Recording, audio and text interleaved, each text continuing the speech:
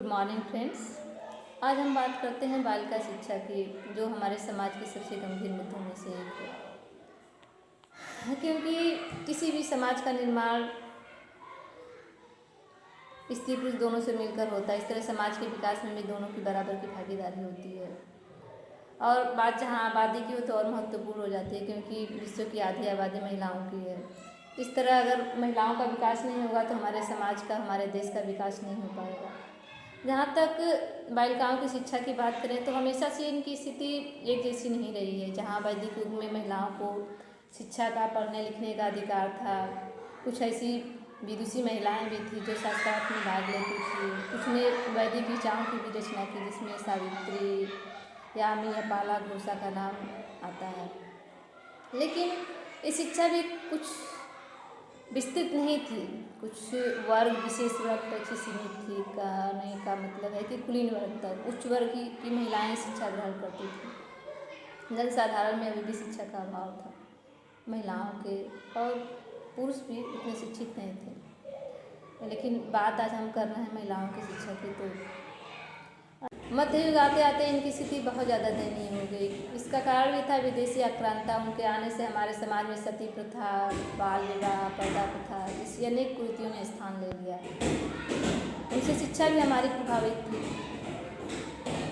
शिक्षा भी, हालांकि इसमें भी शिक्षा कुछ थोड़ी बहुत उच्च वर्ग की महिलाएं थी जो शिक्षा ग्रहण करती थी, लेकिन वो भी पर्दे के घर के अंदर ही, पर्दे के अंदर ही। कहने कुल मिलाकर मध्य युग में महिलाओं की शारीरिक और सामाजिक रूप से स्थिति बहुत दयनीय थी। उनको कमज़ोर समझा जाने लगा। उसके बाद ईस्ट इंडिया कंपनी आई। उन्होंने भी शिक्षा के प्रति महिलाओं के कोई ध्यान नहीं दिया। हालांकि उस समय जो ईसाई मिशनरियाँ थी शिक्षा पे कुछ काम कर रही थी। उसके बाद आता है ब्रिटिश काल। इसमें महिलाओं की स्थिति में कुछ सुधार होना शुरू हुआ।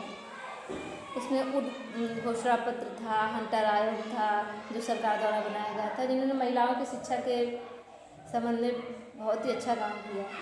इसके बाद 19वीं सदी में राजा राम मोहन राय, ईश्वरचंद्र विद्यासागर, दयानंद सरस्वती ने भी महिलाओं की शिक्षा में बहुत ही सराहनीय काम किया।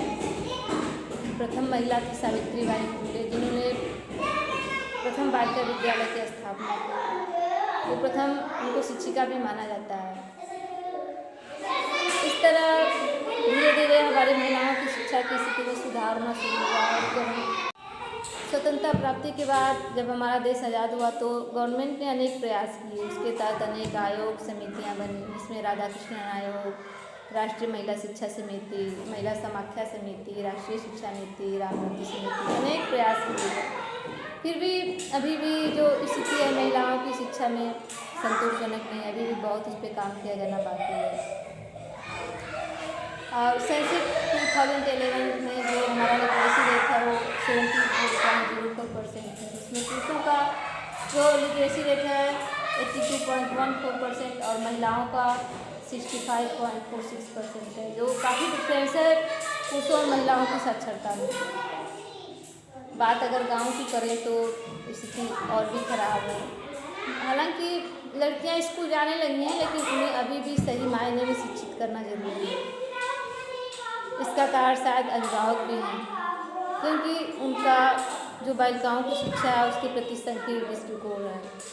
सोचते हैं कि उनको तो दूसरे घर जाना है, इसलिए उनकी पढ़ाई लिखाई भी उसी हिसाब से कराते हैं। उनकी व्यवस्था, शिक्षा की व्यवस्था भी उसी हिसाब से करते हैं।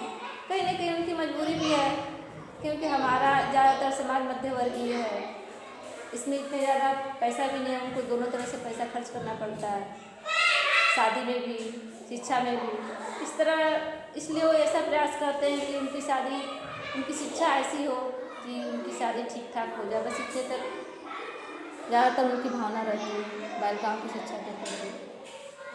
इस तरह की जो सोच है लोगों की, ये हम लोगों को बदलना होगा, चेंज करना होगा, तभी हमारा समाज, हमारा परिवार, हमारा देश विकसित होगा। क्योंकि अगर एक बालिका शिक्षित होगी तो एक अच्छे परिवार का निर्माण करेगी। परिवार से समाज बनता है, समाज से देश बनता है। इस तरह से अगर हमारा परिवार अच्छा रहेगा तो हमारा समाज अच्छा रहेगा, हमारा देश अच्छा रहेगा। इसी के साथ धन्यवाद।